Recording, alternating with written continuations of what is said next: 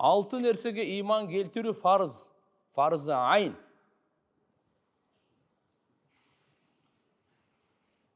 Birincisi Allah Teala'nın var ekenine, жалғыз ekenine, şerigi жоқ, жаралғанға оқшош емес, құдіреті чексіз, илimi чексіз, қазынасы чексіз, райымы чексіз, езелтен түбөлүктү, бардық сыпаттарды кемел, ешбір айып, кемчилдик жоқ. Жаратқан Алла Субхана ва Таала bir жайсыз, дене мүшөсүз, тарапсыз бар. Allah'ın bardığına iman keltirip, жалғыздығына iman keltirip, birinci her bir insandan talap kılıngan şu nerse.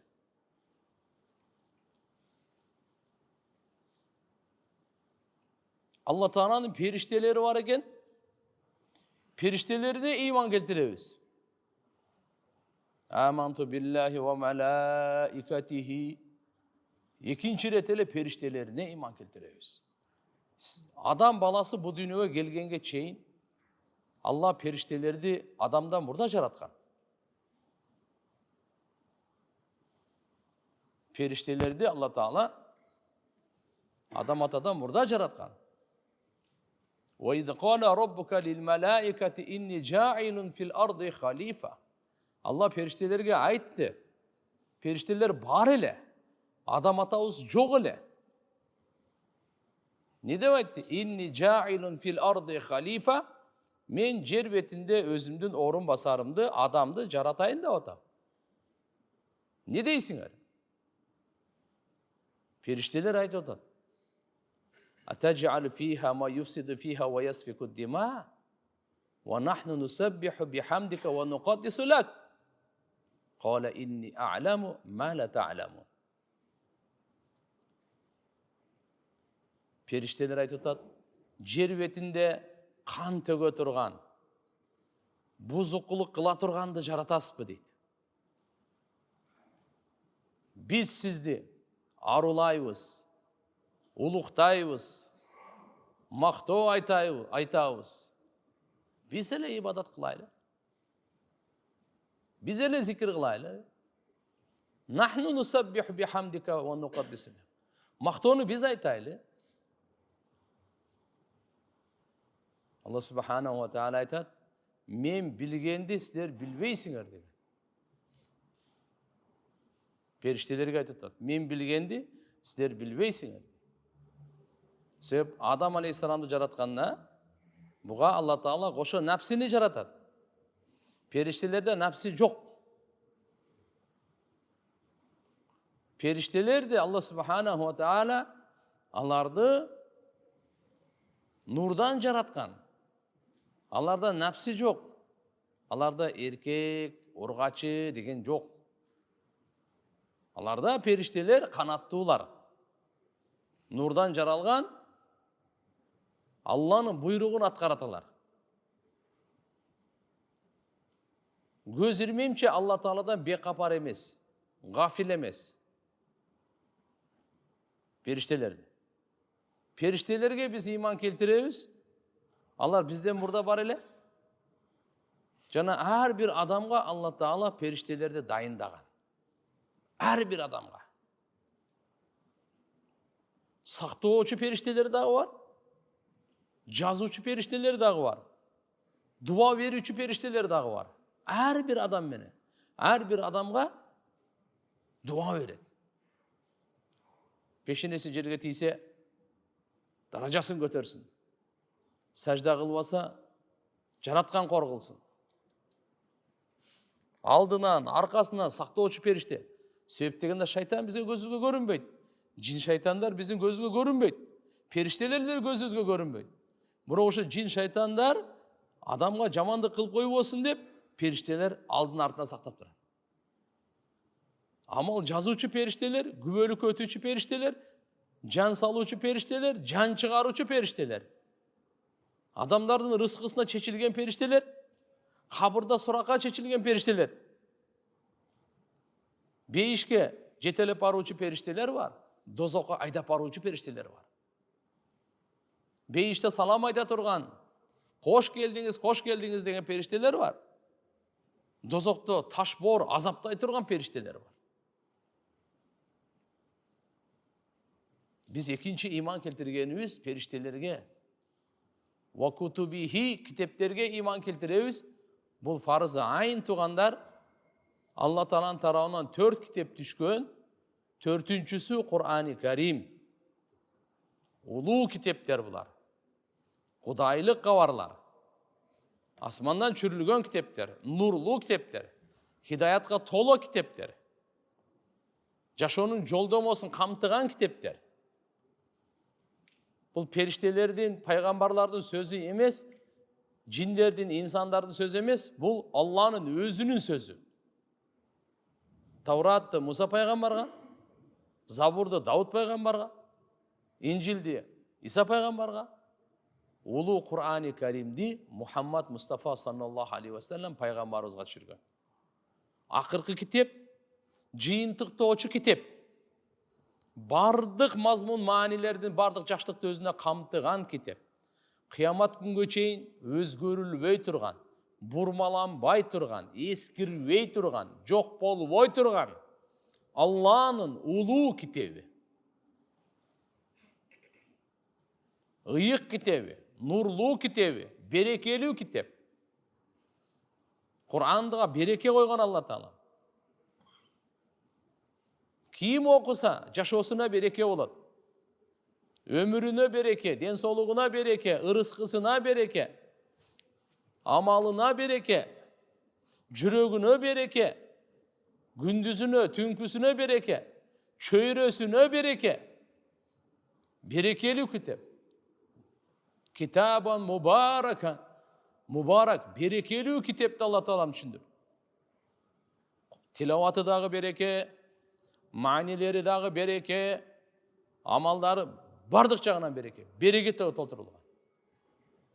Ва русулихи, пайгамбарларга, Алланын пайгамбарларына иман келтиребиз. Бул фарыз айын. Ушунун бирөөсүнө иман келтирбей койсо, адам мусулман эмес. Мусулман болбой калат. Жараткан Алла Таалага периштелерине, китептерине, пайгамбарларына.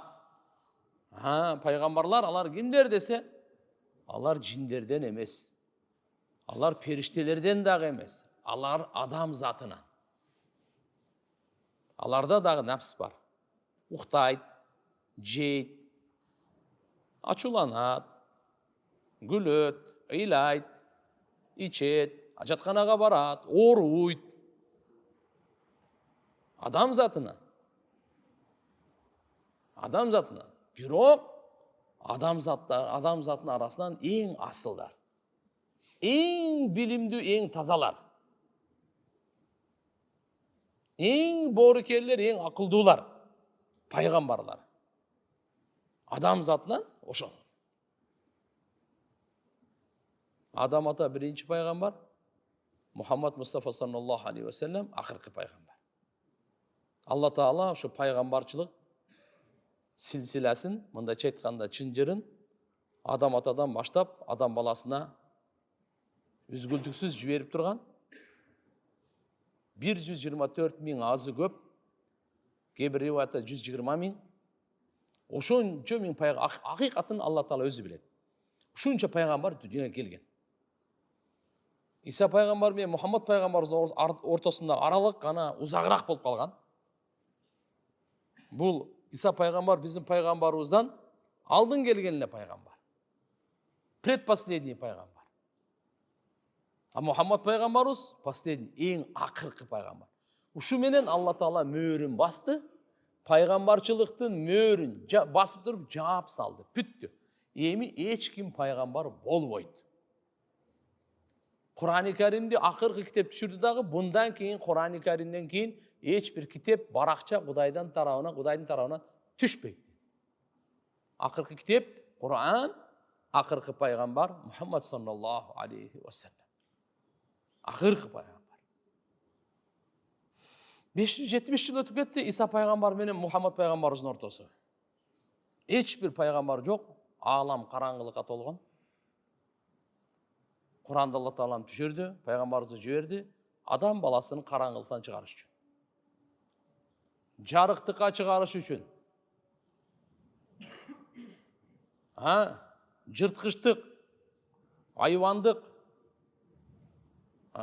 шайтандык, жылаңачтык, ташбоордуктун караңгылыгынан, надандыктын караңгылыгынан адамгерчиликтин, ыймандын, илимдин, боорукерликтин жарыктыгына чыгарыш үчүн. Пайгамбар саллаллаху алейхи ва салламдын келген мынакей максаты, миссия, жоопкерчилиги, милдети ушундай болот. Бешинчиси тагдырга. Тагдыр Алланын илими, Алланын сыры. Эч ким кийгилишкенге акысы жок. Иман келтиргенге гана милдеттүү. Иман келтиргенге гана милдеттүү. Ичин чечмелеп, кийгилишип, билейин деген адашат. Тагдыр Алланын сыры. Алланын илими бардык нерсени тагдыр менен. Жамандыгы дагы, жакшылыгы дагы, бул ааламдагы кыпын эткен, кыбыр эткен жамандык, жакшылыктын бардыгы тагдырдан иман келтиребиз. Бүгүнкү отурушубуз тагдырдан. Сүйлөп атканыбыз, отурганыбыз, жолукканыбыз, жүздөшкөнүбүз бул тагдырдан. Жараткан Алла субханаху ва таала тагдырда жазганы болот. Маша Аллаху кана ва ман лам яша лам якун. Эмнени каалабады, ал болбойт. Эмнени кааласа гана болот.